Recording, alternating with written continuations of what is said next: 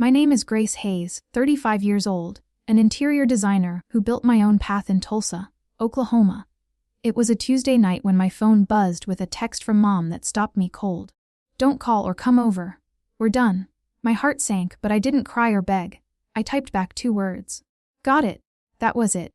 Years of pouring my heart and money into my family. Covering Mom's medical bills, bailing out my brother's debts, keeping their restaurant afloat, gone in one text. I'd always been the odd one out, the one who chose design over their family business, the one they never saw as enough. But that text, it was a line in the sand. I wasn't going to chase them. By midnight, my phone was blowing up. Missed calls, voicemails, texts piling in. Mom's number flashed again and again, then my brother's, even Dad's. They were panicking, and I could guess why. I'd been their safety net for years. And now I was done. What happened next flipped everything I thought I knew about my family upside down. Stick around to hear how it all unraveled. If you've ever felt pushed out by family, hit that like button, drop a comment with your story, and subscribe to catch the rest of this wild ride. Growing up in Tulsa, our family seemed like the perfect American dream. My father ran a chain of restaurants, a local legend who turned a single diner into a thriving business. Mom gave up her banking career to stand by his side, managing the home and smoothing over his rough edges. My brother Brandon, 4 years younger, was the golden child, the one they pinned their hopes on to carry the family legacy. Me. I was Grace Hayes, the odd one out dreaming of spaces and colors, not menus and profit margins. From early on, Dad made it clear what he expected. "The restaurants are our future," he'd say at dinner, his voice heavy with authority. "You'll learn the business, Grace." But I wasn't drawn to grease-stained aprons or balancing books. I wanted to design interiors homes, places where people felt alive. By high school, I was sketching floor plans in notebooks, imagining sleek offices and cozy living rooms. When I told Dad I wanted to study interior design, he laughed. "That's a hobby, not a career," he said, his tone sharp enough to cut. Mom stayed quiet, her eyes darting away, already choosing sides. At 17, I applied to a top art school in Chicago. The acceptance letter came and I was over the moon, but Dad's reaction crushed me. "If you're not joining the restaurants, you're on your own," he said, arms crossed. "No tuition, no support." Mom nodded along, her silence louder than words. Brandon, barely 13, smirked like he'd won something. I felt like an outsider in my own home, their favoritism toward him already carving a divide. I worked 2 jobs, waitressing and tutoring, to cover what scholarships didn't. Late nights, endless shifts, and a mountain of student loans got me through. Dad never asked how I managed, and Mom's occasional "I'm proud of you" felt hollow when she'd turn around and gush over Brandon's half-hearted attempts at helping with the restaurants. He could do no wrong, even when he skipped classes or botched orders. I remember one Christmas when I was home from college. Brandon forgot to lock up one of the restaurants and a break-in cost thousands. Dad brushed it off. "He's learning," he said, while I got a lecture for missing a family dinner to finish a design project. The distance grew. Dad's focus was always on Brandon, the son who'd inherit the empire, no matter how little he cared. Mom followed Dad's lead, her warmth reserved for him. I tried to stay close to her, calling on weekends, sharing my sketches. But her responses were short, distracted. "Brandon's helping at the restaurant," she'd say like it was a badge of honor. I wanted to scream, "What about me?" But I swallowed it, thinking one day they'd see my worth. By the time I graduated, the rift was undeniable. I'd built a name for myself in Tulsa, designing boutique hotels and upscale homes. But at family gatherings, it was always about the restaurants. "When are you joining us?" Dad would ask like my career didn't exist. Brandon would chime in, joking about my fancy drawings, and Mom would smile, never defending me. Their favoritism wasn't just a feeling.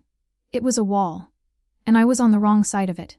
Looking back, those years set the stage for everything that followed. I kept trying to prove myself to earn a place in their world. But the harder I pushed, the clearer it became. They'd chosen Brandon, and I was just the backup plan they didn't want. After art school, I threw myself into building my interior design career. Chicago had taught me to think big, transforming spaces into stories, not just rooms. Back in Tulsa, I started small, redesigning local cafes, turning cramped diners into inviting havens. My first big break came at 27 when a boutique hotel chain hired me to revamp their lobbies across Oklahoma. Clean lines, warm textures, and a touch of modern elegance, my designs caught eyes. Soon, upscale restaurants and private homes were calling, and my name, Grace Hayes, started appearing in local design blogs. By 30, I was signing contracts worth 6 figures, building a reputation as Tulsa's go-to designer for luxury spaces. But home was a different story. 5 years ago, Mom fell seriously ill. The doctors didn't sugarcoat it. Her treatment would cost tens of thousands, maybe more. Dad's restaurants were struggling with rising costs, and insurance barely covered the basics. I didn't hesitate. I wired money for her hospital bills covering specialist visits and medications. "We'll pay you back," Dad said over the phone, his voice clipped, but I knew better than to expect it. Mom sent a text. "Thank you, Grace." But that was it. No calls, no real gratitude. It stung, but I told myself it was for her health, not their approval. Then there was Brandon. My brother, barely out of his 20s, had started a side business, a food truck venture that tanked within months. He'd racked up debts, maxed out credit cards, and couldn't cover his share of the family restaurant expenses. Dad called me one evening, his tone, all business. "Brandon needs help," he said, like it was my job to fix it. I sent the money, $30,000 to clear his debts and another $20,000 to keep the restaurants afloat. Brandon never said thank you. Instead, at a family barbecue, he bragged about turning things around himself as if my money hadn't saved him. Dad clapped him on the back proud while I stood there invisible. I kept giving. When one of the restaurants needed new equipment, a walk-in fridge that cost a fortune, I covered it. When Mom's treatment required a specialist in Dallas, I paid for the travel and consultations. Each time, I hoped they'd see me, really see me, not just as a checkbook. But at family dinners, the talk was always about the restaurant's, Brandon's potential, or Dad's plans for expansion. My work barely a mention. Once I shared a magazine feature about my hotel designs, thinking Mom might be proud. She glanced at it and said, "That's nice. But Brandon's working so hard at the restaurant." I forced a smile, my chest tight with disappointment. The pattern wore me down. I'd call Mom to check in, hoping for a real conversation. But she'd pivot to Brandon's latest idea or Dad's stress. Dad never asked about my projects, only calling when they needed something. "The restaurant's short this month," he'd say. And I'd transfer the funds, feeling more like an ATM than a daughter. Brandon, meanwhile, acted entitled, like my success was owed to the family. "You're doing well. So why not help out?" he said once, casual, like my years of grinding meant nothing. Looking back, I see how naive I was, thinking money would earn their respect. Every check I wrote, every bill I paid was me trying to bridge the gap they'd built. But they took it all, hundreds of thousands over the years, and gave nothing back. Not even a nod of acknowledgement. The hurt piled up, quiet but heavy, and I started to wonder if I'd ever be enough for them. 5 years into my career, I pitched a bold idea to my family. My interior design business was thriving, and I'd been dreaming of a new venture, a sustainable design firm focused on eco-friendly materials for hotels and restaurants. It wasn't just a passion project. It was a business plan backed by market research, showing demand for green design in Tulsa's growing hospitality scene. I needed capital to scale up, and for the first time, I thought my family might see my vision as more than a hobby. I prepared a presentation complete with cost breakdowns and projected returns, and invited them to a meeting at our family home. I stood in the dining room, my laptop open, slides ready. Dad sat at the head of the table, arms crossed, his face unreadable. Mom hovered nearby, setting out coffee, avoiding my eyes. Brandon slouched in his chair, scrolling on his phone, barely paying attention. His wife, Tara Hayes, sat quietly beside him, offering me a small smile. I took a deep breath and started explaining how sustainable materials could cut costs long-term and attract eco-conscious clients. "This could put Tulsa on the map," I said, my voice steady despite the nerves. "I'm asking for a $200,000 investment. I'll pay it back with interest." Dad didn't let me finish. "A pipe dream," he interrupted, leaning forward. "You think hotels care about recycled wood? They want cheap, not fancy experiments." His words hit like a slap, but I pushed on, showing data on client demand. Brandon snorted, not even looking up. "Sounds like a waste of money," he said. "Why don't you stick to decorating houses?" I clenched my fists under the table, my face burning. I'd spent months on this plan, and they were dismissing it without a glance. Mom stayed silent, rearranging napkins, her usual way of dodging conflict. I turned to her, hoping for a shred of support. "Mom, you've seen my work. You know I can do this." She hesitated, then mumbled, "It sounds risky, Grace. The restaurants are what we know." Her words stung worse than Dad's. I'd paid for her treatments, kept their business afloat, and still I was the outsider. Tara spoke up, her voice soft but clear. "I think it's innovative," she said, glancing nervously at Brandon. "Sustainability is a big deal now." For a moment I felt a spark of hope, but Brandon shot her a look and she shrank back, saying nothing more. Dad waved a hand, cutting off the discussion. "We're not throwing money at this," he said. "Brandon's working on a new restaurant location. That's our priority." Brandon smirked like he'd won a competition I didn't know I was in. I tried one last time. "This isn't a handout," I said, my voice rising. "It's an investment with returns. I've built my career from nothing. You know I'm good for it." Dad shook his head. "You chose your path, Grace. The family business comes first," Brandon added. "Maybe if you helped out at the restaurants, we'd take you seriously." I wanted to scream. I'd given them hundreds of thousands, bailed them out repeatedly.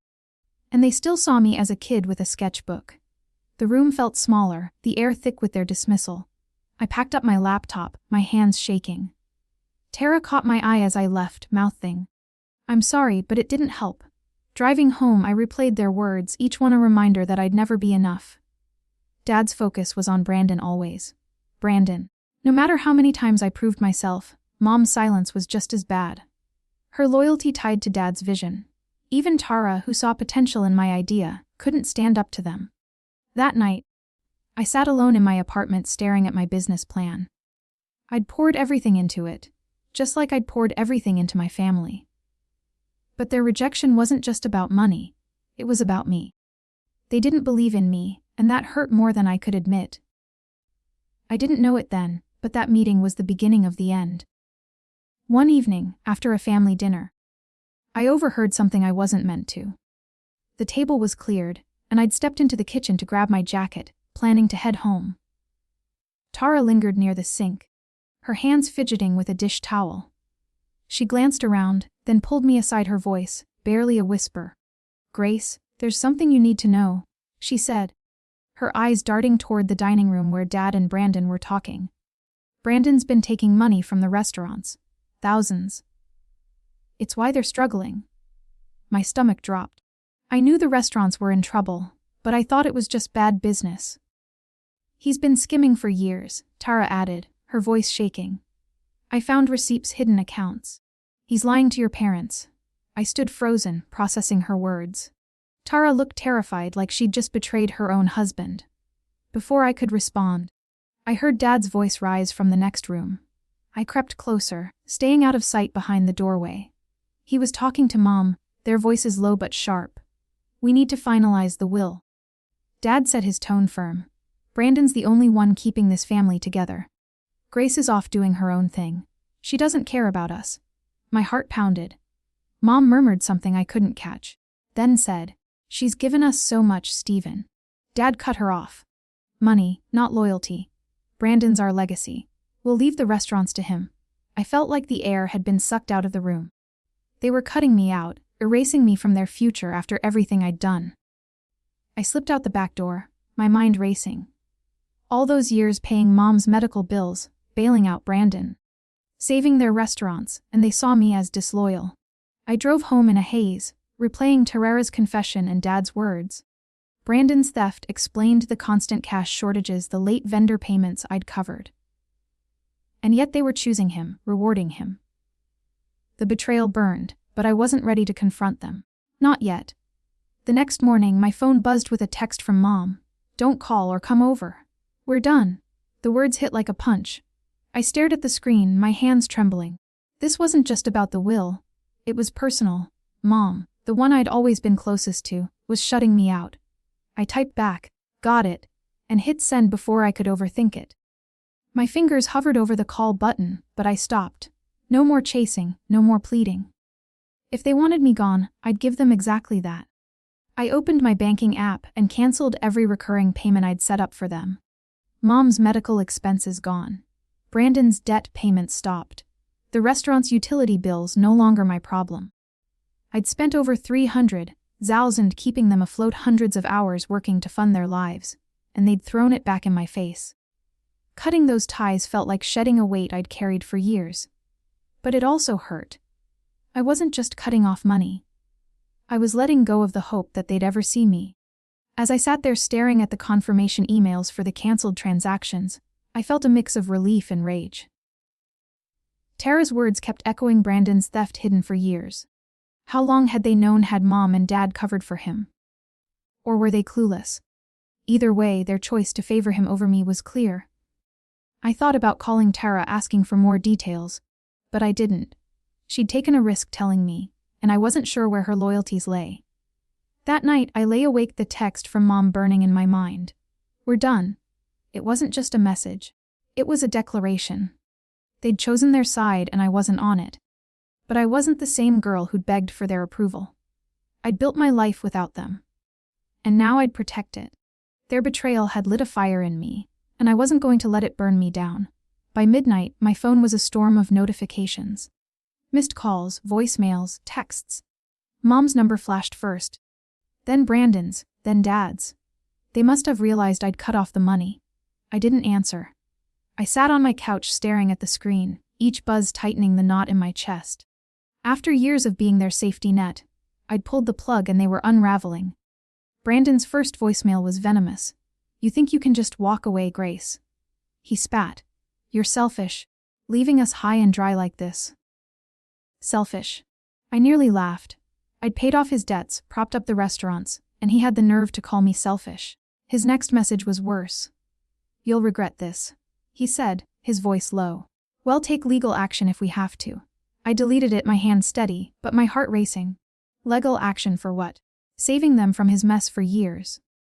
Mom's text came next. A flood of guilt trips. How could you do this to me? Grace, one read. After everything I've been through. You're abandoning your own mother. Another. I raised you better than this. I stared at those words, her attempt to twist the knife. She'd always known how to pull at my heartstrings, reminding me of the late-night talks we used to have, the ones I thought meant something. But now it felt like manipulation, not love. I didn't reply. I couldn't let her words drag me back. Dad's call came at 1:00 a.m. I let it go to voicemail, his voice booming through the speaker. Grace, you need to fix this, he said like I was an employee who'd botched an order. The restaurants can't survive without your help. You owe us that much. Owe them I'd given over 300,000 years of my life, and they'd cut me out of their will. Dismissed my career, chosen Brandon despite his lies. I saved the voicemail, not out of guilt, but as a reminder of who they were. By morning, the messages kept coming. Brandon sent another text. You're tearing this family apart. This is on you. I could picture him pacing, blaming everyone but himself for the hole he'd dug. Tara called once, but didn't leave a message. I wondered if she felt caught in the middle, knowing what Brandon had done, but too scared to speak up again. Mom's next voicemail was softer, almost pleading. Grace, please, she said, her voice cracking. We're family. You can't just turn your back on us. I wanted to believe she meant it, but her text, we're done, still burned in my mind. Family didn't write you off like that. Dad's second call came that afternoon. I picked up thinking, maybe, just maybe he'd admit they were wrong. Instead, he launched in. You're putting your mother's health at risk, he said. Her treatments aren't cheap, and the restaurants are bleeding. You need to step up. Not a word about the Will Brandon's theft or their betrayal. I gripped the phone, my voice calm, but cold. I've stepped up for years, Dad. I'm done. He paused, then said, You'll change your mind when you see what this does to us. I hung up, my resolve hardening. The barrage didn't stop. Brandon's next message threatened to expose me, whatever that meant. Everyone will know how you betrayed us, he wrote. I rolled my eyes. Betrayed them. After I'd carried their weight for years, Mom sent another text invoking memories of my childhood. Remember when I helped you with your first sketches? She wrote, I've always been there for you. But she hadn't been. Not when I needed her to stand up for me. Not when they laughed at my dreams. I stayed silent through it all. Each message, each call was a desperate grab to pull me back into their chaos. But I saw it clearly now. They didn't want me just my money. I checked my bank account confirming the canceled payments. No more covering Mom's medical bills. No more bailing out Brandon. No more saving Dad's restaurants. I'd spent years trying to earn their respect, but respect wasn't what they offered. It was control, and I was done giving it to them. By the end of the week, their panic had only grown. Their words, angry, pleading, threatening, piled up. But I didn't waver. I'd made my choice not out of spite but survival. I wasn't their ATM anymore. I was Grace Hayes. And I was done being their backup plan. A week later, I met them at a Tulsa cafe. I'd agreed to one last conversation, not to reconcile, but to close the door for good. The air was thick with tension as I walked in, spotting Dad, Mom, and Brandon at a corner table. Tara wasn't there. She'd texted me an apology saying she couldn't face the fallout. I sat down. My posture straight, my resolve unshaken. I wasn't the same Grace who'd begged for their approval years ago. I started with the truth. I sold my sustainable design project, I said, my voice steady. A national firm bought it for $100 million. Their eyes widened, but I didn't pause. I built that from scratch without your help. Despite your doubts, Dad's jaw tightened. Mom looked down and Brandon shifted uncomfortably. I leaned forward. I gave you everything. Money, time, I trust. And you threw it away. Chose Brandon over me. Even after he stole from you. I didn't mention Tara's name, protecting her secret. Brandon's face reened. You're lying, he snapped. You're just jealous, trying to tear us down. I didn't flinch. The receipts don't lie, Brandon. I know what you did. Mom's hand flew to her mouth, but she didn't speak. Dad's voice was sharp. You don't get to judge us, he said. You walked away from the family business. I laughed, a bitter sound. I walked away. You pushed me out, Dad. You cut me from your will. Called me disloyal. Mom tried her usual tactic, her voice soft and pleading. Grace, we're your family. You can't turn your back on us now. I met her eyes, unflinching. You turned your back first, Mom. That text, we're done, was your choice. She flinched, tears welling, but I wasn't swayed. I'm done being your safety net, I said. I deserve respect, not manipulation. If you can't give that, we're finished. Brandon scoffed. You think you're better than us? You'll come crawling back. I shook my head. No, Brandon, I won't.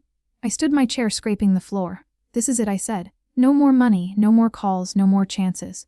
Dad's face hardened.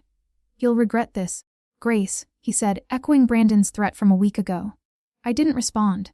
I walked out the cafe door, swinging shut behind me, my heart heavy, but free. I didn't look back. A year later, I heard the fallout through mutual friends.